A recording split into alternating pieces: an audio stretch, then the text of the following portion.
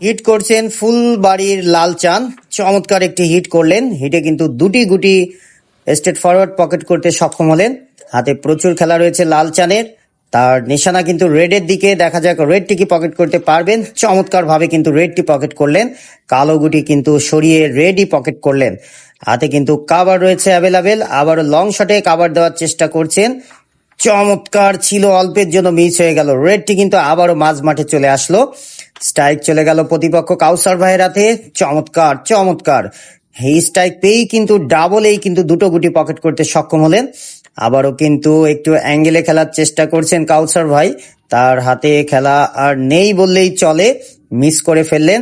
Strike চলে আসলো আমাদের ফুলবাড়ির শিপন ভাইয়ের হাতে। এই যে বেস গুটিটি ক্লিয়ার করলেন। দেখা যাক কালো সরিয়ে কিন্তু আরো দুটো সাদা গুটি সেট বানিয়ে নিলেন। দেখা যাক বেস খেলছেন দুটি গুটি সেট দিয়ে, চমৎকার খেলেছিলেন, তবে দুটি গেলে আরো ভালো হতো। একটি গুটি মাত্র পকেট করলেন, তবে এটা ফাইন হয়েছিল, ধরতে পারেনি। আবারও কিন্তু লং শটে দুর্দান্ত স্ট্রেট ফরওয়ার্ড পকেটের মধ্যে গুটি দিয়ে দিলেন। আর মাত্র চারটি গুটি আছে, চমৎকার ভাবে আরো একটি গুটি কিন্তু পকেট করলেন ফুলবাড়ির প্লেয়ার শিপন ভাই। এবার তিনি রেডটিকে অ্যাটাক দিচ্ছেন, রেডটি কি পকেট করতে পারবেন? চমৎকার স্ট্রেট ফরওয়ার্ড কিন্তু রেড পকেটে দিয়ে দিলেন।